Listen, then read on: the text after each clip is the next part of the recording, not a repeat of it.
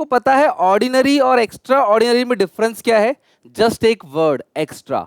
You have to put some extra efforts, और ये जो चीज मैं आपको करा रहा हूं ना, यही वो एक्स्ट्रा एफर्ट है जो शायद कोई बच्चा करके जाए, जो शायद कोई टीचर आपको कराए, लेकिन अगले 5 से 10 मिनट के अंदर मैं आपको कुछ एक्स्ट्रा नंबर की प्रिपरेशन करा दूंगा। जितने भी एक्ट, जितने भी सेक्शन है जहां से आपको क्वेश्चन पूछेगा और बहुत कंफ्यूजन को क्रिएट करने की कोशिश करेगा एग्जामिनर, लेकिन आप इसको देखते आराम से बना लोगे, नेगेटिव मार्किंग भी नहीं होगी, आपको पूरे के पूरे 5 नंबर मिलेंगे। तो जितने भी सेक्शंस पूरे के पूरे अकाउंट्स के अंदर है वो मैं एक एक करके सारे के सारे बता रहा हूं तीनों बुक से।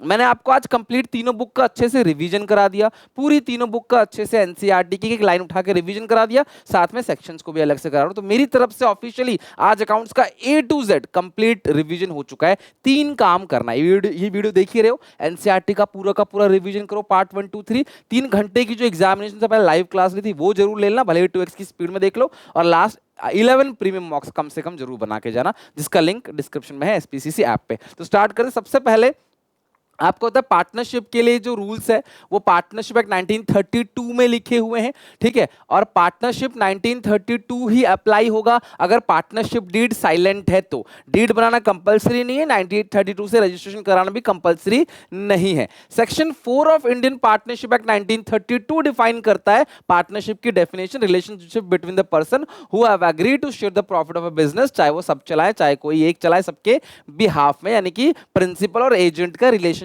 होता है, ठीक है। आर्टिकल ऑफ पार्टनरशिप भी कहते हैं पार्टनरशिप डीड को। Section 464 of the companies act 2013, लिख के रखना सारी चीजें। 464 ऑफ कंपनीज एक्ट 2013 जो है वो बताता है कि सेंट्रल गवर्नमेंट को हमने क्या किया, एम्पावर किया कि वो मैक्सिमम लिमिट को फिक्स कर सकता है बट नॉट मोर देन 100, और सेंट्रल गवर्नमेंट ने उसको फिक्स कर दिया maximum number of partner 50। Wide rule 10 of companies rule 2014, this is not act, this is companies rule 2014। और जो डीड है वो किसके अकॉर्डिंग बनता है, थोड़ा एक्स्ट्रा नॉलेज दे दिया कि आप भूल ना जाओ, स्टाम्प एक्ट के अकॉर्डिंग बनता है, preferably registered with the registrar of firm, ठीक है। अकाउंटिंग स्टैंडर्ड 26 किस चीज के लिए होता है? अकाउंटिंग फॉर इंटेंजिबल एसेट्स के लिए होता है। बेसिकली AS3 जो है वो कैश फ्लो स्टेटमेंट के लिए है, AS2 इन्वेंट्री वैल्यूएशन है, AS26 जो है वो इंटेंजिबल एसेट है, AS4 जो प्रपोज्ड इवेंट की बात करता है वो contingency and event after occurring balance sheet date. ये सारे AS के नाम आप याद रख लेना। यही कहता है कि जो परचेज गुडविल है उसको बुक्स में रिकॉर्ड करना है, सेल्फ जनरेटेड गुडविल को बुक्स में रिकॉर्ड नहीं करना है। सेक्शन 37, जो भी आउटगोइंग पार्टनर है उसका अकाउंट सेटल करना है as per terms of partnership deed. In lump sum कर सकते हो, और क्लास चाहो तो आप इंस्टॉलमेंट में भी कर सकते हो, विद इंटरेस्ट कर सकते हो, थोड़ा कैश दे सकते हो, सारा कैश दे सकते हो, सारा लोन में डाल सकते हो, फिर अलग क्लास अलग अलग इंटरवल में पेमेंट कर सकते हो। लेकिन in the absence of agreement, section 37 of Indian partnership act 1932 क्या कहता है, with state that outgoing partner को ऑप्शन मिलेगा, उसको इंटरेस्ट कितना मिलेगा, 6% per annum till the date of death, और payment of share profit has been earned in her money based on the capital ratio। या तो उसको 6% का इंटरेस्ट दे दो, या तो जो भी प्रॉफिट कमाया है उसका हिस्सा ले दो, शेयर ऑफ डिसीज अपॉन टोटल कैपिटल। इन दोनों में से विच इज हायर, है ना, विच इज हायर। डेथ वाले में मैंने पढ़ा भी रखा आपको ये क्वेश्चन, तो वो सेक्शन कौन सा कहता है, 37। और सेक्शन 37 ही कहता है कि रिटायरिंग पार्टनर का जो भी बैलेंस बनता है उस पे भी कितना मिलेगा इंटरेस्ट, 6% पर एनम। तो 6% इंटरेस्ट वाला पॉइंट जो है section 37 of Indian partnership act 1932 कहता है। डिसोल्यूशन ऑफ पार्टनरशिप में कौन सा सेक्शन है, पार्टनरशिप एक्ट 1932 का section number 39। In the context, ये डिसोल्यूशन के लिए है, ध्यान रखना।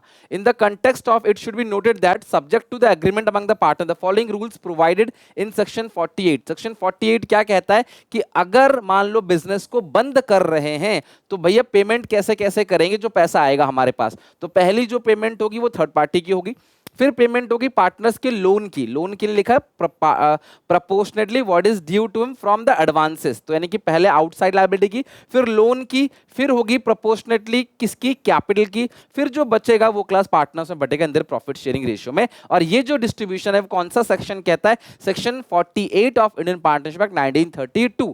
तो जितने भी सेक्शंस हैं, एक्ट्स हैं, वो सारे के सारे यहां पे मैं ऐसे करवा रहा हूं आपको। प्राइवेट डेट और फर्म डेट, यहां पे इसके बारे में कौन कहता है, सेक्शन 49। और ये दो पॉइंट है जो कि बहुत सिंपल है। ये क्या कहता है कि प्राइवेट प्रॉपर्टी को बेचकर पहले प्राइवेट डेट की पेमेंट करेगा पार्टनर, फिर जो बचेगा उससे वो फर्म डेट की पेमेंट करेगा।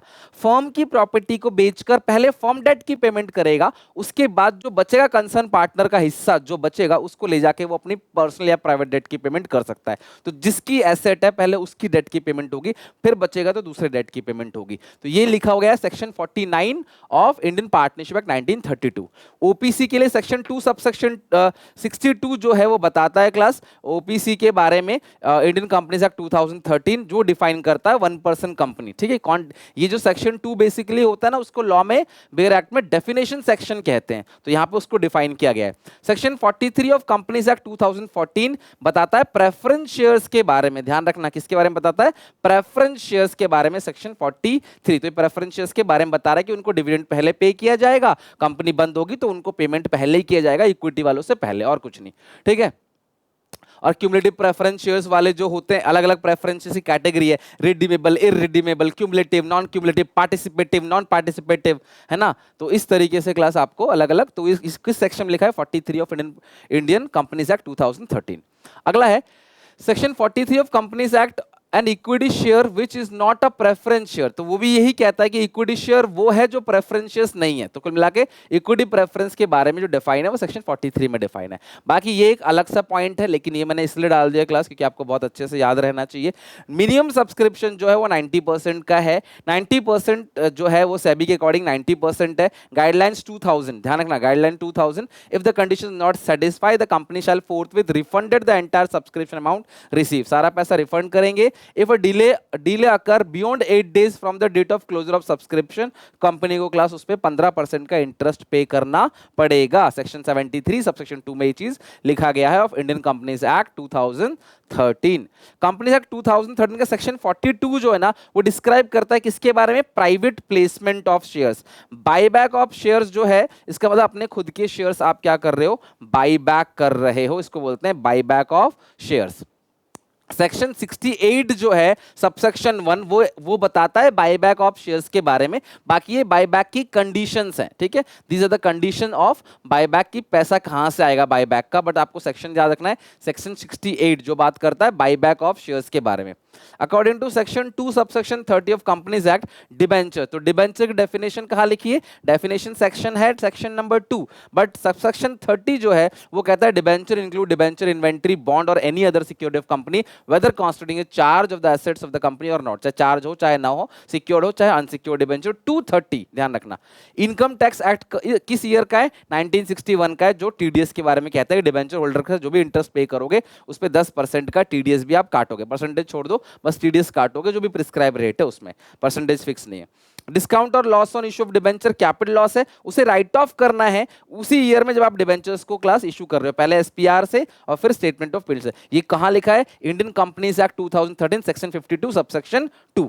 AS4 जो है वो contingencies and event occurring after the balance sheet date, ये नाम है, वो कहता है डिविडेंड जो है वो कंटिजेंट लायबिलिटी है, उसको फुटनोट्स में दिखाएंगे। ये कहां लिखा है, AS4 contingency and event occurring after balance sheet date.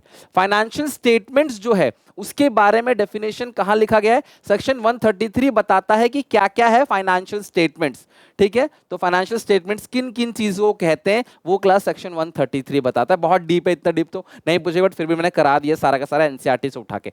Financial statements की डेफिनेशन कहां है, 2 सबसेक्शन 40 में, और उसके अंदर कैश फ्लो स्टेटमेंट जो है वो भी इंक्लूड किया गया है। This is important. और कैश फ्लो स्टेटमेंट के लिए कौन सा अकाउंटिंग स्टैंडर्ड है, अकाउंटिंग स्टैंडर्ड जो है वो 3 AS3 कैश फ्लो स्टेटमेंट के लिए है। और फाइनेंशियल स्टेटमेंट्स को जो डिफाइन किया गया डेफिनेशन सेक्शन है वो 2 सबसेक्शन 40 है। अच्छा, ये क्या था फिर, financial statement of companies are prepare. अच्छा, जो प्रिपेयर किया जाता है ना, accounting standard prescribe in companies act, accounting standards are notified under section 133 of companies act. तो जो अकाउंटिंग स्टैंडर्ड है वो नोटिफाई किया गया है सेक्शन 133 में। जब भी किसी डेफिनेशन की बात होगी वो सेक्शन 2 ही आएगा। 240 बताता है कि भाई क्या क्या फाइनेंशियल स्टेटमेंट्स है, और उसमें cash flow statement, balance sheet, P&L, income statement, ये सारी चारों चीजें इंक्लूड है। तो आज आई होप आप समझ लो आज आपका पूरा रिवीजन हो गया, सारे एक्ट वगैरह सब कुछ हो गया। बाकी मैं कल बता दूंगा क्या क्या लेके जाना है, क्या क्या चीजों को ध्यान रखना है। कल कोशिश करूंगा सुबह ही स्ट्रैटेजी भी लेके आ जाऊं लास्ट डे की। तो जिनका 13 को पेपर है, मैं उन लोगों को कहना चाहूंगा सबसे पहला पेपर आपका है, आप वॉरियर हो, आप मेरी नजर में जब जा रहे हो पहले पेपर देने, आप ही सब सबसे पहले क्वेश्चन देखोगे। और डेफिनेटली मुझे पूरा भरोसा है जो भी हम लोगों ने मॉक्स के अंदर करवा रखा है, क्लास में करवाया है, उन्हीं से सारा पेपर आएगा। तो मेरी तरफ से आप सबको ऑल द बेस्ट, और स्टे कनेक्टेड। ऐसे ही आगे भी क्लास जहां बन पड़ेगा, जिस मोड पे मैं आपकी हेल्प करता रहूंगा। Till then take care, bye bye.